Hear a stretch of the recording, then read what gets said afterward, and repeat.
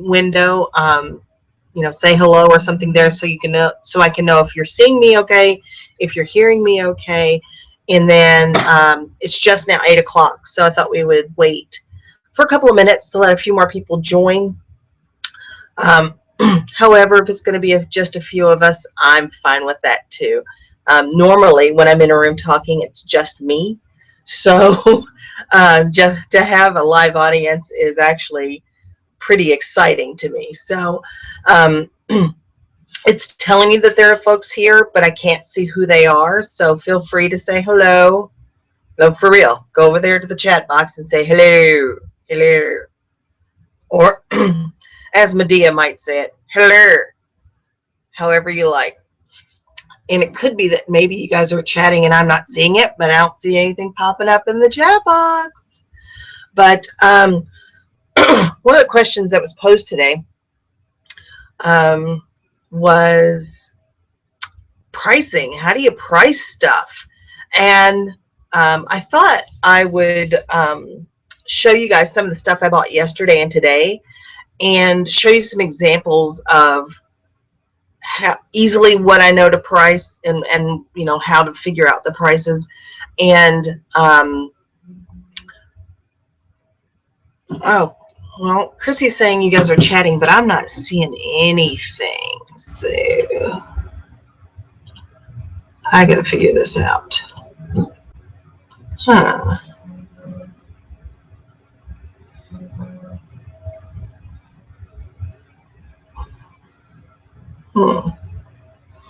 Okay. And I'm trying to figure out how to see the chat because I'm not seeing it at all. Give me just a second. Guys, bear with me. I appreciate that. Let's see if this will work.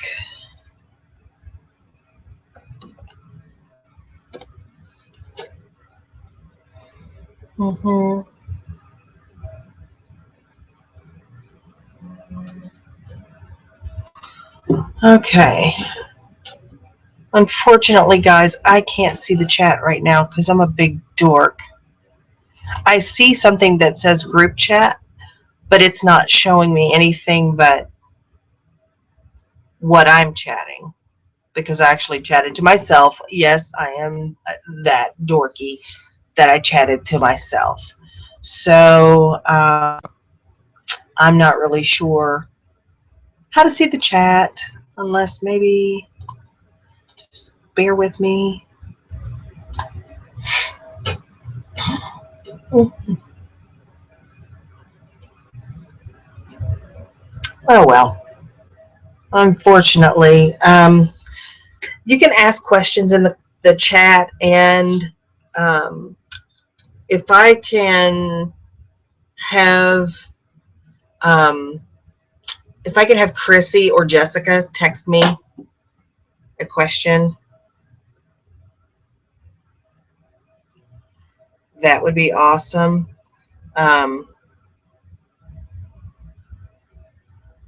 I see it in the chat, but I don't have a channel to post. What does that mean, Jessica? Text me. Anyway, so talking about pricing, yes, we've talked about do your research. You know, go to Google or go to eBay and look up the solds. And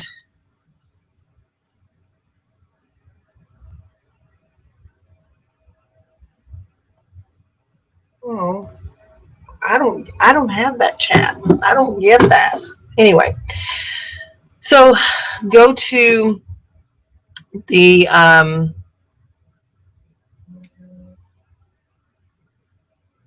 okay. So pricing. Gosh, I guess there's so many things happening right now. I got people texting me. Thank you for texting me. And I'm trying to focus, and it's my live show, and I can't find the chat.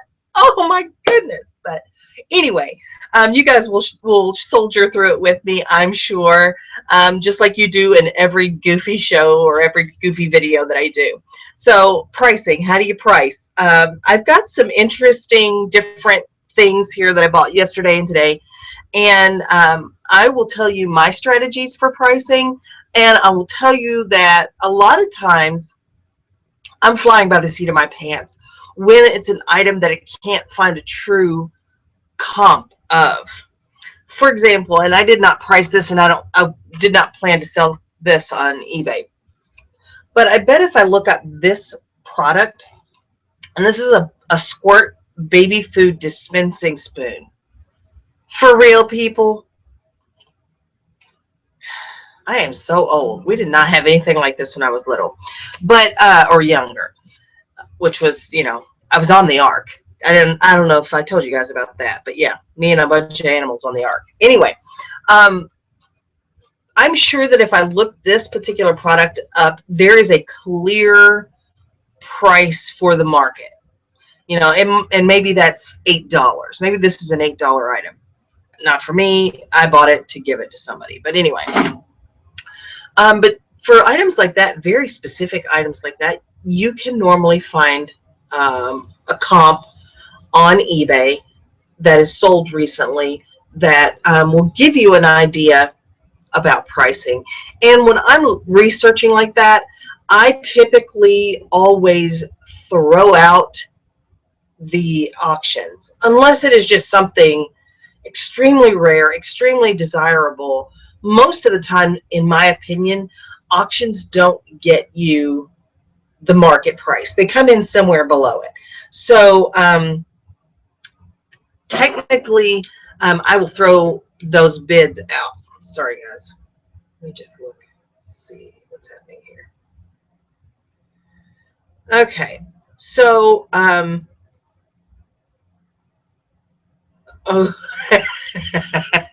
I'm sorry, but I've got people sending me directions how to find the chat, and I thank you for that. All right, so Jessica wants to know. Jessica's asking the question: what about vintage and antiques? Or condition-based items. So let's talk about condition first. So let's say that this $8 item, this one's brand new. Obviously, this is not an item that I would sell. But anyway, we'll use this as an example. If it's out of the packaging and used, it's obviously going to be worth less. Not worthless, that's different. Worth less. And if it is an item that is damaged, it's going to be worth considerably less. We're talking easily half, depending on the amount of damage. And you have to use your judgment for something like that. And if you don't have good judgment, you're in the same boat with me. But obviously, you want to take condition into consideration. Is it purely cosmetic, and is it an item that cosmetic damage wouldn't matter? For example, like the top of a VCR. Who cares? Obviously, if it's a painting, cosmetic damage is going to matter. So you want to definitely look at condition on an item like this. But condition for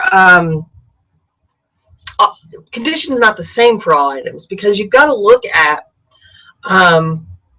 you wouldn't expect a vintage item to be in the same, is in new condition. I mean, that does happen, but it's rare. You kind of expect a vintage or antique item to be to have some wear, to have some damage. And that'll bring me to my first item. So I bought this yesterday. I think it was $5.99. I didn't even have to think. It's right there on the price tag. This is a California Ceramics Inesco Calla Lily lamp. Escolite, not Inesco. Escolite. Calla Lily lamp. I think this is, say that 5 times fast. Calla Lily lamp. Calla Lily lamp. Can do it. And this is probably from the 40s. And it's actually in really good condition. There's no chips or cracks. And I doubt that you'll be able to see it. But there are some, I'm old, deal with it. There's some crazing in the glaze. So there's some cracking in the glaze. It's not huge. You're not gonna be able to see it. It's not huge, but it is there. And I would almost expect an item that was made when I was 10. I'm kidding. To have that kind of wear. And this was something that was easy for me to price. I looked on eBay. I found one or two, and then I looked on a website that I have a subscription to called WorthPoint, and there were a couple of solds there. So this lamp is clearly worth about $35, and if it had a chip, I would probably significantly reduce the price. I would probably go, like $26, $27 for this lamp. If it was broken in the front, I probably wouldn't even sell it. So, but anyway, this is one of the things that I bought yesterday, and then it has a very clear value. Here is also, this is something I bought today. Very clear value, lots of solds. I wouldn't think that something that is kind of as old as this would be as competitive as it is, but this is a Hitachi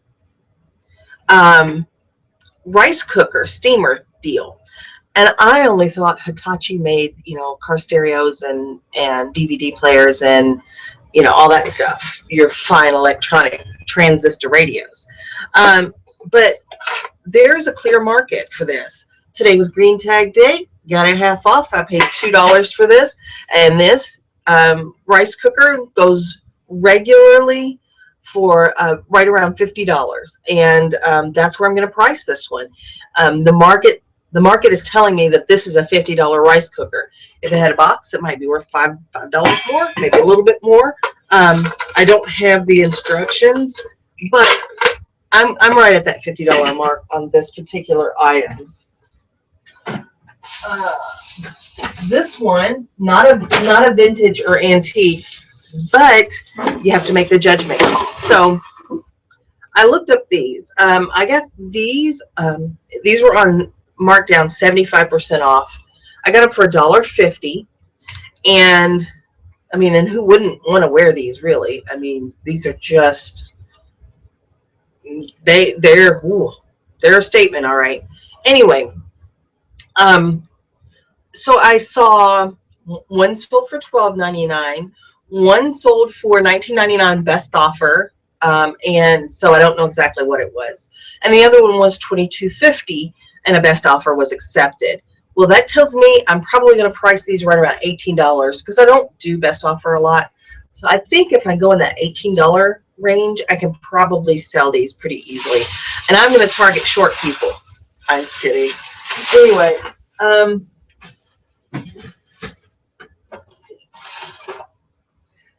this little guy. This is a cast iron pig doorstop, and I know you want it, but you can't have it unless you go on eBay. Anyway, I paid $2.99 for this because typically cast iron anything does pretty well. I saw one of these that sold for $12.99. I'm probably going to price mine up a little bit because I don't want to sell it for $12.99. And I will probably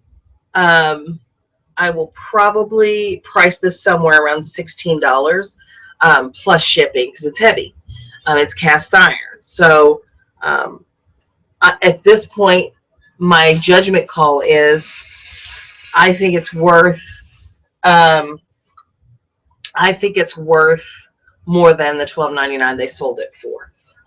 But that's me. Again, this is vintage. It's might be around 20 years old. I'm not exactly sure, as I didn't look it up that fully.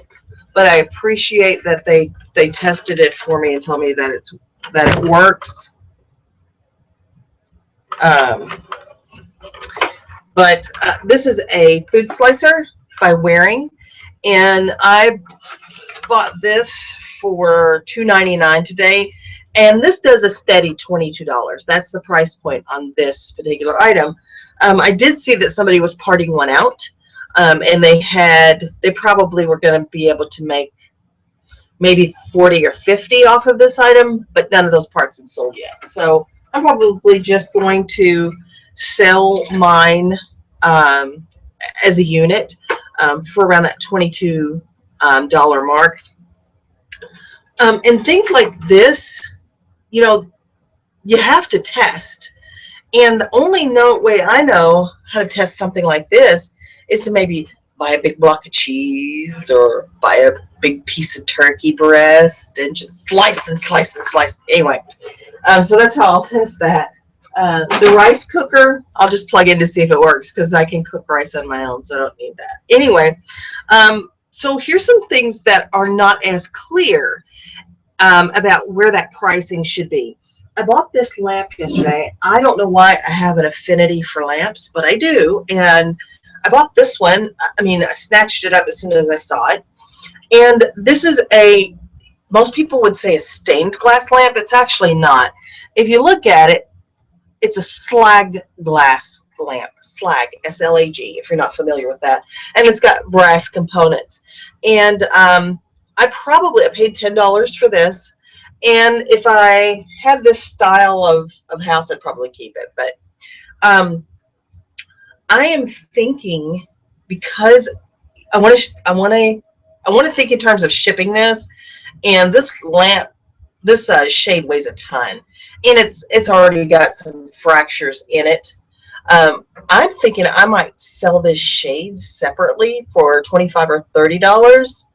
And then I'm going to try and get $20 out of this base, because it's all about the base. Oh, that's played out, isn't it? Anyway, so there was none of those that were really sold. And so what do you do when you don't know? Well, you guess, and I always go high. If I don't know, I go high. I wait for 30 days. I see how much traffic it's getting, and then I will adjust my price accordingly. And I've got some things that I've started pretty high, and I'm monthly bringing them down, and then they'll sell at some point. I don't know when. Another thing I bought today, which is craziness, are these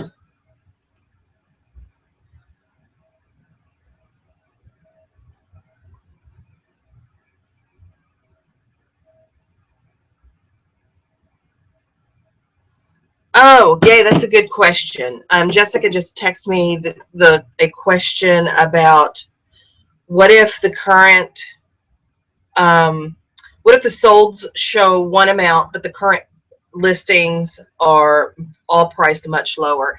Gay, that's a good question. And I'll tell you what I do, what's my strategy, and you can take it for what it's worth. If there are only a couple of these items listed and they're all at lower prices, could be new sellers, it could be the seller that wants quantity over quality. In other words, they'll take the lower price. They want the fast nickel. They're not going to wait for the slow dime. And what you can do is, in that situation, I say put it at that higher price and wait it out. Because if it's an item that is regularly selling, those will sell out pretty quickly. And if you're looking at current prices, I always encourage you to look at what they're charging for shipping, because that can be sometimes where they're trying to make their money for some reason. I will sell you this for 1 penny, but it's $19.99 to ship it. So always look at what they're charging for shipping when you're looking at the current prices, because that's something to factor in, and I'm guaranteeing you that is something that your potential buyer is going to factor in. The flip side of that, Gay, if you know about that brass lamp base, please educate me. Feel free to put something in the chat, even though I haven't figured out how to see it because I'm kind of awkward. I'm going to review the questions and address any that I missed. So if you could give me some information about that, I appreciate it. But the other thing to consider is if there are 20 or 30 of the same item that are listed and they're listed at a lower price, it could be that the market has they have driven the price down, in essence. It becomes that race to the bottom, which is a that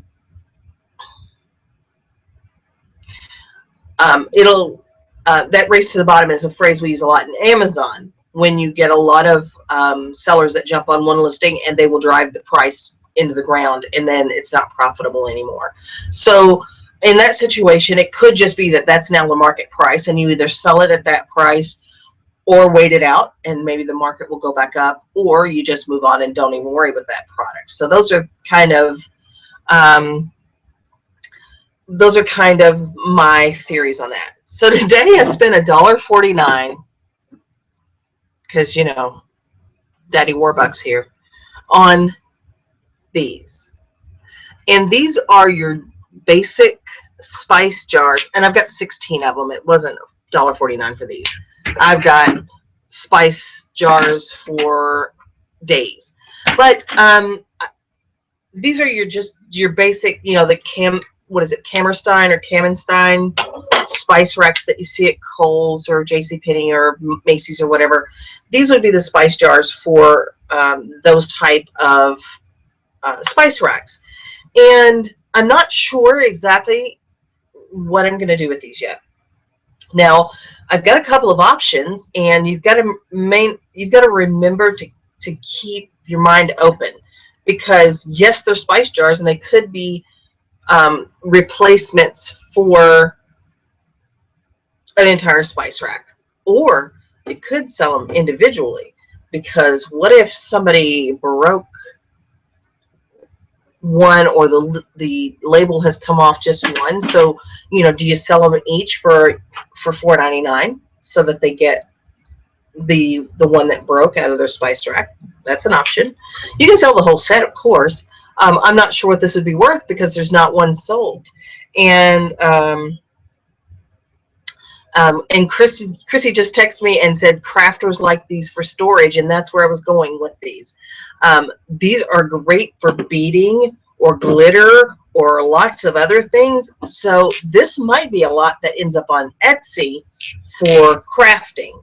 And I haven't exactly figured it out yet, but I just couldn't pass them up for $1.49. I mean, that's so cheap for these. So, and who knows? No, I'm not going to keep them. There was a moment when the hoarder in me said, oh, we're going to keep it. Another thing I want to show you, and this is the coolest creepy thing that I bought. I bought this yesterday. And this, I did have to get some help in one of the Facebook groups to get a full understanding of what to call this, what the keywords are, so I could research it. But check her out. Try not to get too much glare. How creepy is she? So what I learned,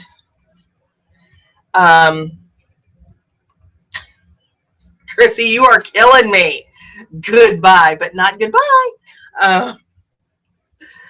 Anyway, this is, you're probably not going to be able to see it because of glare, but it's a convex oval, sometimes called a bubble frame portrait.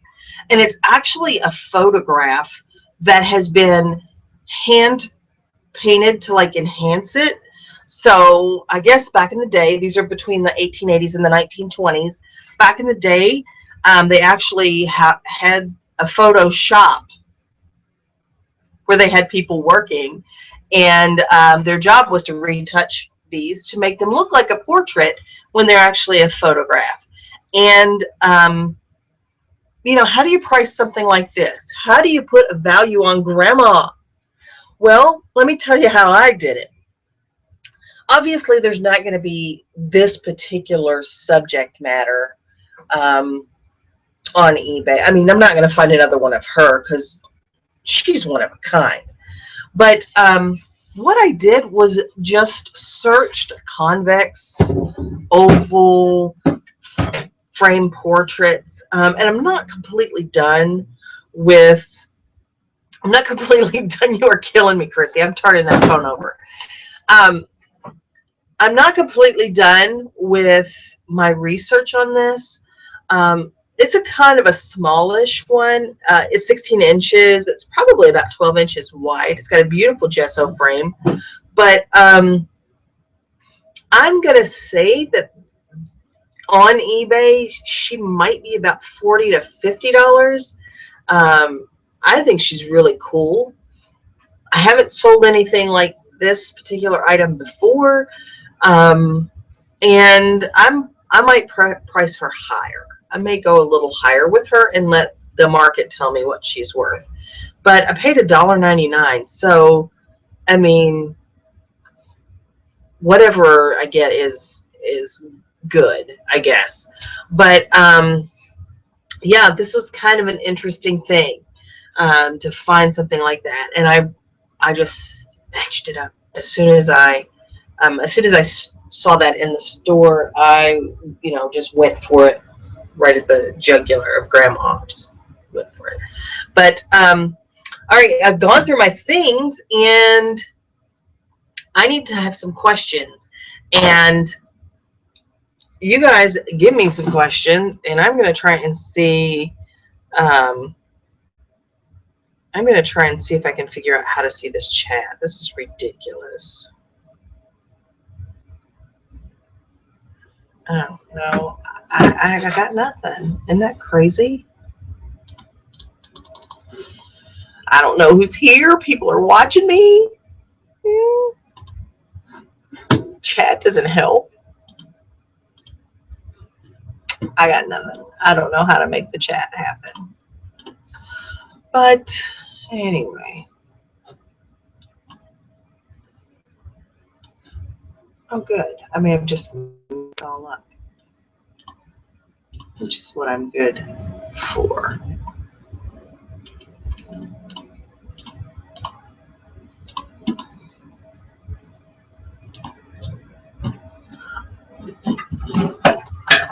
Okay. I got nothing. Anyway, I was trying to join my own live chat, but I've just been called names. My daughter said I'm ridiculous.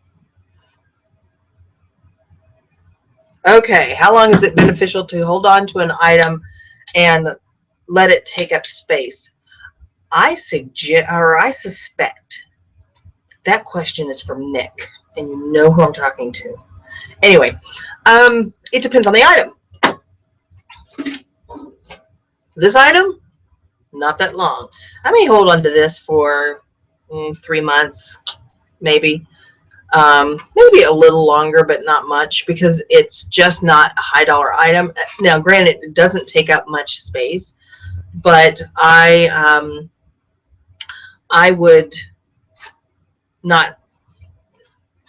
love selling this, so I would just get rid of it. However, something unique like my grandma here, I'm probably going to hold on to her for a while.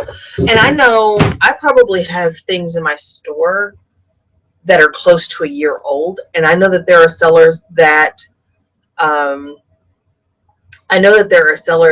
on to things for much, much longer. And if space is not an issue for you, I mean, hold on to it as long as you feel comfortable, as long as it's still profitable. So you have to figure that if an item is not using one of your free listings, and you have to pay for it every month, for every month that you have it,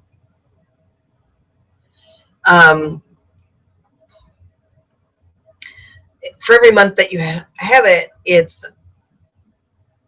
for a year, it's $33.60, something like that. So they're telling me maybe I can pull up the chat on my phone,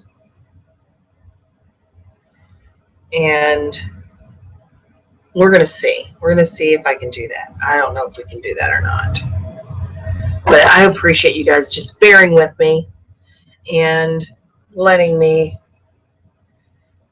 be so ridiculous. I'm getting the squirrely thing because I really want to see what you guys are talking about and interact with you. That's the whole friggin' point of doing a live show. so that I can interact with you guys. But no, it doesn't look like it's going to work now. Maybe it will. I want to see what you guys are talking about and interact. So there's that. And I don't know. You guys are awesome. I just have to tell you. You guys are so incredible. And I appreciate every single one of you that could be watching Matlock being here. And I promise you, before I have another live show, I will be able to pull up the chat. I'm going to do it. All right. Any other questions? Jessica, I know you probably have, you play devil's advocate. I know you always have some kind of question that you want to ask me. And I just want to let you know, my daughter is feeding me questions that she's either coming up with or seeing in the chat room.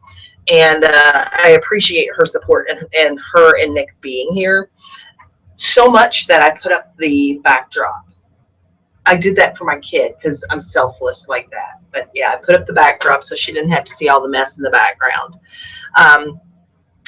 But yeah, if there are any questions, I'm going to go about another 15 minutes or so because, you know, it's almost supper time and the living's easy. So, yeah, gosh, I'm just running out of stuff to say.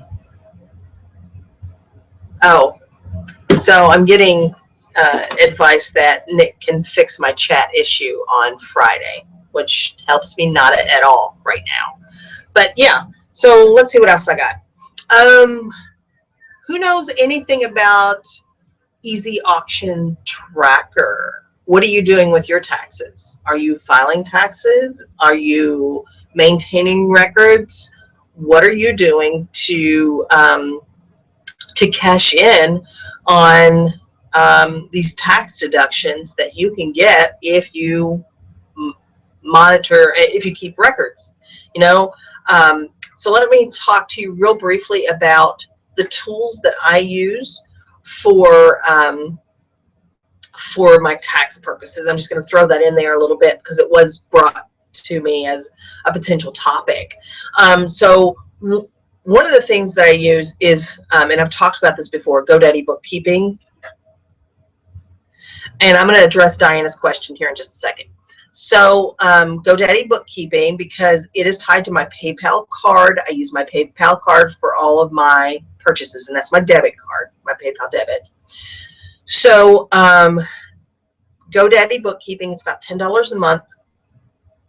And it keeps a record of all of the transactions from that card, but it also, you can link it to your eBay and your Amazon accounts and probably Etsy. I don't know. I have not sold enough on Etsy to know. And it will pull in everything that you took in for sales and what you paid out for shipping, and it will just pull all of that information in there. I think QuickBooks has a similar program that will do the same thing. And you then go in and categorize those items, and you can do them en masse. You know, you can always say that this item is an expense, and every time that item pops up, it will be categorized already as an expense, and it will calculate that. And once you add in everything else, like your other expenses, like I'm able to write off part of my mortgage as a tax deduction because I use it for my office. Once you enter all of that stuff into it, it will then give you your Schedule C that you need to file your taxes. Yeah, Pepper. Anyway, but you need to know like what your incoming and outgoing inventory was. And I use a software. I use it poorly, but I use a software called Easy Auctions Tracker that will also link to your eBay account. And it was about, I think I paid about $50 for the year for that. And it will pull over every eBay transaction that is sold. And it will tell you what you sold it for, what your expenses were, blah, blah, blah, what your fees were, what your net amount, what your net profit was. And you can use it to track your costs of goods sold, because you can only deduct the cost of goods sold, you know, like these items that I purchased, that you actually sold, because it's right there in the title, cost of goods sold, not cost of goods purchased, cost of goods sold. So it will allow you to track that.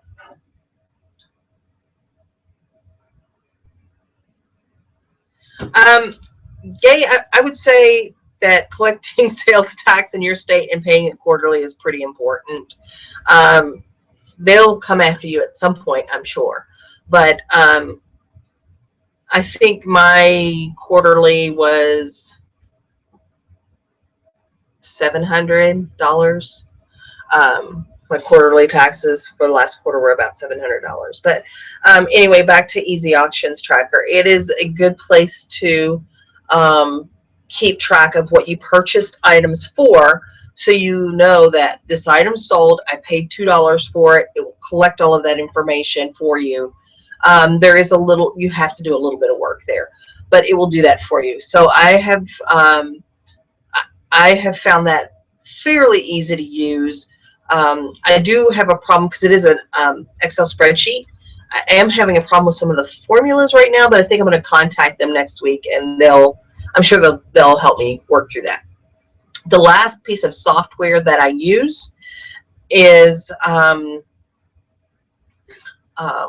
Mile IQ, and you probably have recently seen advertisements for Mile IQ. I've been using it for about 2 years now, and it's just an app on your smartphone. It is available for Android and iOS, and basically it runs in the background all the time. It's not going to eat up your battery. It's a very small program. It's not going to take up a lot of space on your phone, and it tracks, I'll show you what it looks like.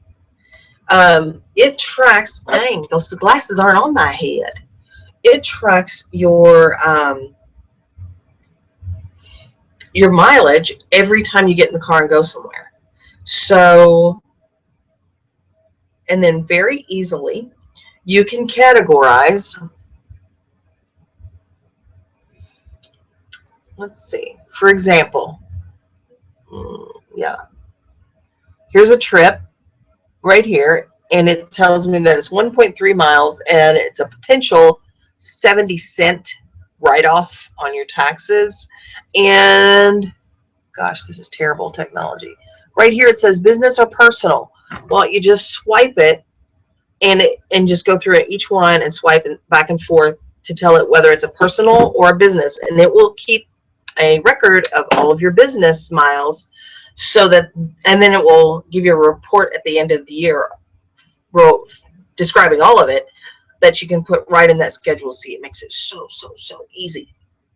But that's what I do for my taxes. So to answer Diana's question, what's for dinner? I wish it was something fantastic that I could impress you with. Tonight we had lamb and rice last night, so I did basmati rice, and I did some lamb chops over that, and it was really good. But tonight, because we'll eat about 9, and I was going to do this, I fried some potatoes already. I sliced tomatoes and cucumbers. I got there's this white salty kind of cheese that my husband gets at the Mediterranean store, and olives and some pita bread and some deli meat, and for dessert I did a Krispy Kreme. You had me at Krispy Kreme cake that I made 2 days ago. And that's what we plan to do. And of course, I just put iced tea. I just made a gallon of iced tea and put that in the fridge. So that's what we're going to do for dinner. And I'm pretty excited about it, I must say. But it's not a fantastic dinner. I mean, I could be having fried chicken tonight, but No, I'd rather hang out with you guys. Um, so that being said, I think I'm going to wind it up for the night, unless there are any other questions or any questions here at the end. Russell says to smash the like button. And maybe that's a New England thing. You smash stuff. In the South, we mash things. We mash buttons. So mash or smash, depending on where you are. If you're out west, maybe you all just press the like button. Um, and Christina, if you can be here in about 20 minutes, we'll be eating. So I'll open my door for you. Just let me know if I need to make you a glass of iced tea. I welcome anybody.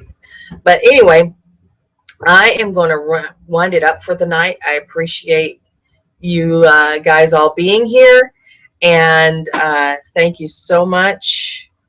That's my husband, AJ, and I mean, we survived, didn't we? It wasn't like the biggest train wreck ever. I've seen better, but I appreciate you guys being here and supporting me. This has been a blast, and I will catch you guys next time. And Nancy, I'm going to be coming your way at some point looking for some homegrown tomatoes. I mean, I almost make the drive just for the homegrown tomatoes. I'm just saying. But without further ado, thank you guys so much. I appreciate you being here. I will see you guys next time. Until then, peace out. I'm going to go watch Matlock.